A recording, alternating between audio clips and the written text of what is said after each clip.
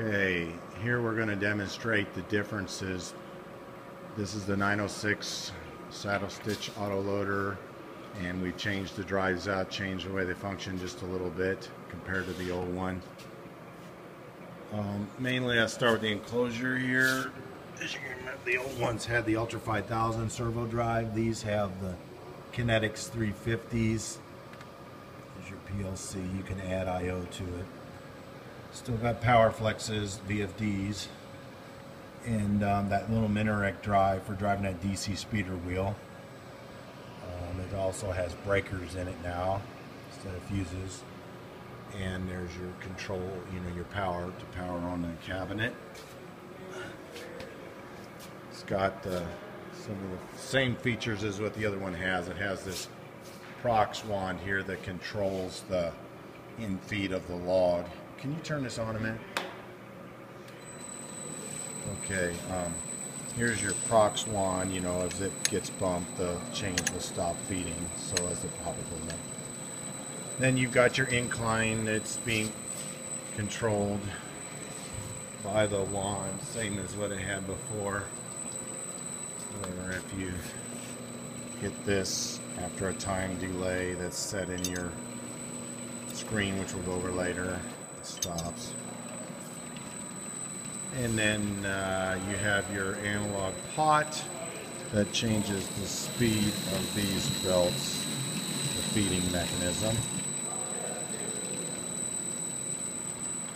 So that's pretty well the same as what we're used to. It has the same jam switch and all that. Something new is the HMI screen here to control it, and the new encoder. That encoder mounts to your pocket. It's an Ethernet encoder. Oh, these Kinetics drives are all Ethernet.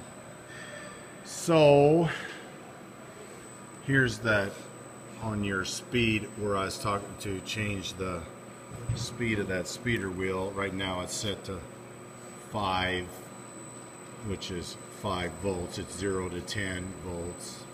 You can speed it up if you want, or slow it down. Right now the system's running. Here's your stop button to turn it on and off. Now it's ready. That's what the marquee says. The marquee, if you were in a jam, it would tell you you're in a jam. Right now, ready means we're ready to operate. Now it's in a running condition. It's actually functioning.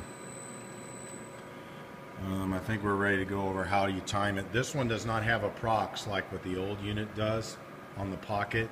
This one uses encoder position to do its timing.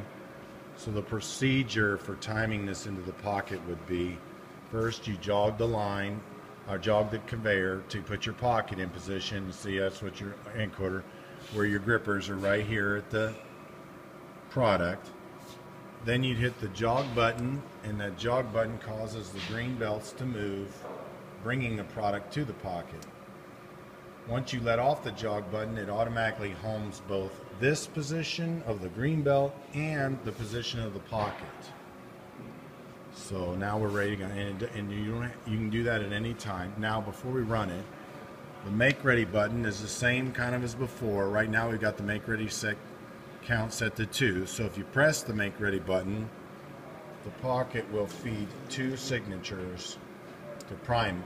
The autoloader will feed 2 signatures to prime the pocket. So you can set that to 3 or 1 or whatever. Now we're ready to run. We're running. The line starts moving, and the belts move along with it. If you get an inhibit, that's what this button is. The encoder spinning. The green belts stop in position. You release the inhibit, and whenever the pocket comes to the 0 position, it will start feeding again. And you can, anytime you want, you can do a jog function to move those green belts, but you have to use it. You have to put the pocket at its home position first before you jog these green belts, because you're timing both the loader and the encoder at the same time. So always do a jog when the pocket is up at the 0 position, where the grippers are grabbing the product.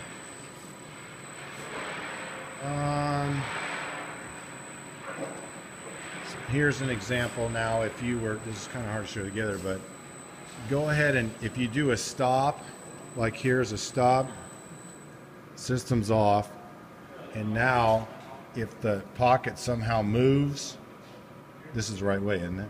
Yep. Okay. The pocket moves a little bit, then you turn the loader back on. The system is going to wait till the pocket gets into the correct position before it engages. Technically, you can unroll this pocket.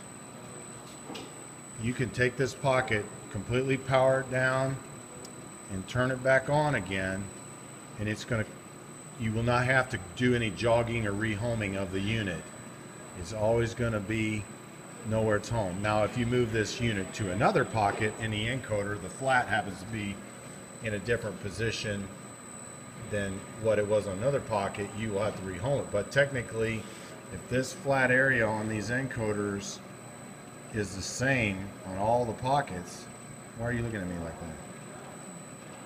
No, didn't you test that once where if you unplug this 0 is 0 on these once they're zeroed? Yeah, but with the act of homing it puts a 0 in that position.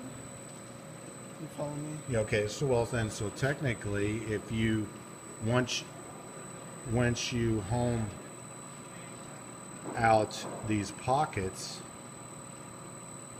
you should just be able to move it from one to the other and not have to do anything. Right, you shouldn't have to retime it at all.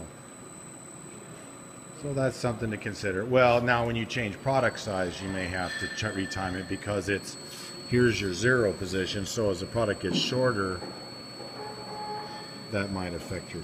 No, it wouldn't, because it's always going to be these holes to the thing. So. I think that's pretty much it, isn't it? Yeah, let's take a look at these advanced settings here. In here, it's password protected.